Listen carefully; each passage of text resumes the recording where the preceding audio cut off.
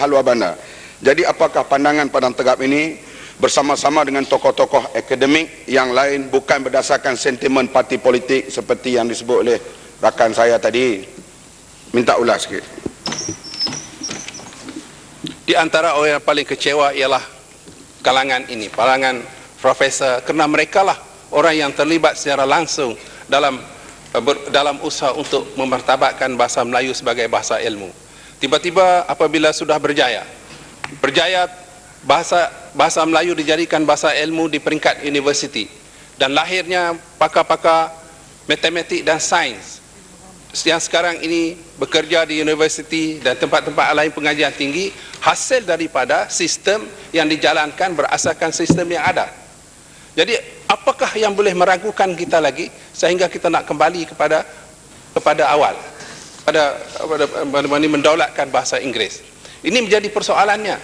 Jadi apabila mereka merasa mereka kecewa, usaha-usaha mereka yang sebegitu lama diketepikan begitu sahaja, maka lahirlah perasaan yang tidak puas hati ini dan mereka menyatakan penentangan. Amat malang sekali apabila disuarakan ini pihak wakil-wakil daripada Barisan Nasional, khususnya daripada kalangan UMNO, mengatakan mereka tergolong daripada golongan pengkhianat, seperti mana yang dinyatakan oleh Farid Sulong. Dia kata pengkhianat termasuk mereka, bukan hanya PAS saja, termasuk mereka adalah pengkhianat apabila pihak-pihak ini menentang rancangan yang hendak dilaksanakan oleh Kementerian Pendidikan. Saya telah menyatakan di sini bahawa yang menjadi mangsa sekali ialah pelajar-pelajar di luar bandar. Katakanlah rancangan yang nak dibuat itu berjaya, tak apa. Kalau tak berjaya bagaimana? Setelah 5 tahun tak berjaya, apakah kita nak balik kepada bahasa Melayu? Adakah kita mengarnabkan mereka seperti orang belajar kedoktoran punya, mula-mula nak belah tu belah arnab dulu, arnab jadi mangsa. Jadi sebagai bahan eksperimen anak-anak di luar bandar ini. Jadi sebab itu saya walau bagaimanapun menyokong usul ini dan terus menentang penggunaan bahasa Inggeris dalam sains dan matematik.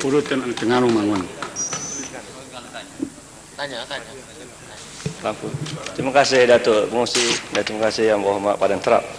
Adakah Yang Berhormat bersetuju dengan saya? Sebenarnya UMNO memang berhasrat untuk mensabotaj orang Melayu, khususnya orang luar bandar. Kerana bukan sahaja bila kita sebut matematik dan sains bahawa kita hanya menginggeriskan dua subjek ini.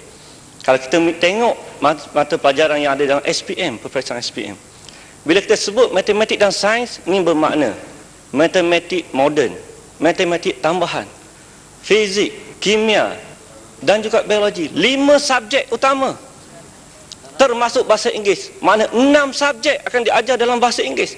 Ini sudah semestinya akan menjadikan orang Melayu, terutama luar bandar, yang mana saya daripada luar bandar Hulu Terengganu, akan ketinggalan jauh. Inilah satu usaha pengkhianatan yang sangat besar pada orang Melayu dan orang Islam. Saya minta pandangan Padang Terap.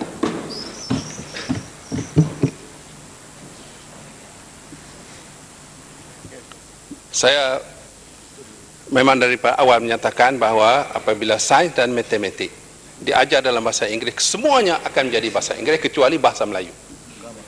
Bahasa Melayu dan agama Islam. Itu pun mungkin ada orang-orang mengatakan bahasa agama Islam pun kalau nak bagi otak dia tu terbuka sikit, maka hendaklah diajar dalam bahasa Inggeris. Mungkin akan sampai kepada situ. Jadi, dan satu lagi yang kita nak sebut di sini, mengapa sekarang? Mengapa sekarang setelah berapa generasi berlalu, sekarang ini perlu kita rasa bahwasannya kalau ajar dalam bahasa Melayu maka orang Melayu tidak akan maju. Mengapa sekarang? Kenapa tidak daripada dulu? Kalau daripada dulu tidak jadi masalah, semua ada orang Melayu dah boleh lancar dalam bahasa Inggeris. Tapi baru sekarang, kerana dulu kita yakin bahwasanya bahasa Melayu itu boleh dimertabatkan sebagai bahasa ilmu, maka usaha-usaha dilakukan sedemikian rupa sehingga apabila sampai kepada kemuncaknya kita nak turun balik. Inilah yang merupakan suatu kegagalan dan ini merupakan satu pengkhianatan yang saya katakan menyebabkan pengkhianatan yang menyebabkan kemunduran orang Melayu itu sendiri.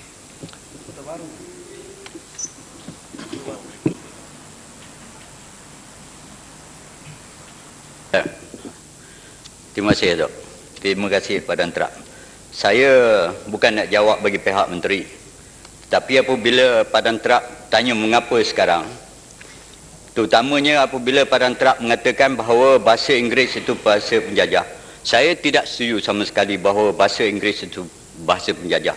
Kerana bahasa Inggeris sekarang merupakan bahasa yang menerajui ilmu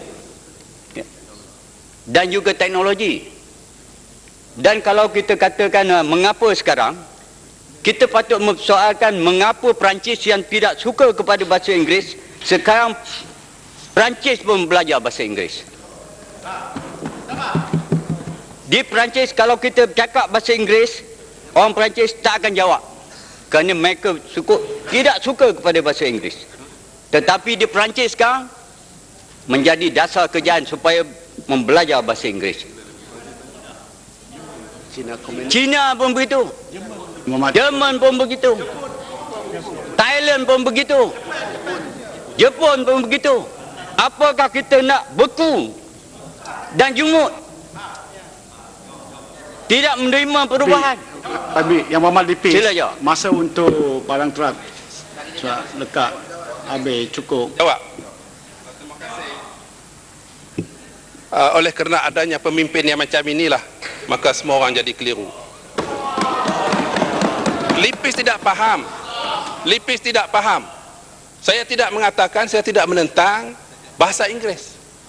Bahasa adalah, mempelajari bahasa adalah merupakan satu perkara yang fardu kifayah bagi orang Islam. Ta'allamu lughata qaumin amina min makrim. Saya tidak tentang itu. Tapi masalahnya sekarang ini kita lemah dalam bahasa Inggeris, tapi nak diubat dengan matematik dan sains, tak kena mengena. Tidak kena mengena.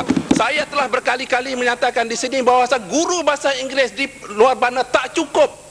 Janji demi janji telah dibuatkan hingga sekarang ini masih belum diselesaikan. Selesaikan yang itu dulu, barulah kita fikir masalah lain. Tapi masalah yang tidak diselesaikan menunjukkan satu kegagalan menteri. Kita sokong, potong dia pun jadi RM10. Terima kasih Tuan Yang Ditua. Assalamualaikum warahmatullahi taala wabarakatuh dan salam sejahtera. Tuan Yang Ditua, pada 31 hari bulan Julai, saya ingin rujuk kepada 00602 MRSM. Pada 31 bulan Julai 2002, Kerajaan Negeri Terengganu di bawah Yayasan Terengganu telah dikejutkan dengan suatu surat yang dihantar oleh MARA, di mana pihak MARA telah membuat keputusan duka citanya terpaksa menamatkan kerjasama MARA dengan Yayasan Terengganu secara berperingkat-peringkat. Dengan keputusan tersebut, dalam surat ini, tiada lagi pengambilan pelajar akan dibuat bagi sesi pengambilan 2003. Tuan Yang Dipertua, Kerajaan Negeri Terengganu telah mengadakan kerjasama dengan pihak MARA bagi membangunkan MRSM di dua daerah, iaitu di daerah Besut dan di daerah Dungun. Pada tahun 1993, Kerajaan Negeri dan MARA khususnya dalam konteks membangunkan ataupun memberi peluang kepada anak-anak Melayu Bumi Putera, terutamanya anak-anak yang miskin, maka mereka telah mengadakan suatu usaha sama untuk membina dua MRSM. Dipersetujui pada waktu itu di bawah Kerajaan UMNO dan Barisan Nasional dan juga MRSM, Yayasan Terengganu akan menanggung dan bertanggungjawab di atas kemudahan-kemudahan fizikal dan peralatan dari masa ke semasa, dan MARA akan membiayai pembelanjaan mengurus berkaitan tenaga pengajar dan pelajar-pelajar. Tuan Yang Dipertua, MRSM Yayasan Terengganu di Dungun mulai dibuka pada tahun 1995 dengan Dungun dan Besut dua-dua sekali tahun 1995, dan pengambilan pelajarnya adalah 150 orang setiap MRSM. Jadi pada waktu itu dipersetujui bahawa pengambilan pelajar dilakukan oleh jawatan kuasa yang diikuti oleh MARA dan wakil Yayasan Terengganu. Perkembangan yang terbaru ini Tun adalah suatu yang memilukan, yang menyedihkan apabila saya yakin bila pendidikan dipolitikkan dengan suatu pandangan yang begitu sempit, kerajaan ataupun MARA sendiri telah mengambil satu langkah yang terkebelakang, yang bagi saya amat merugikan anak bangsa kita, khususnya anak-anak Melayu yang miskin.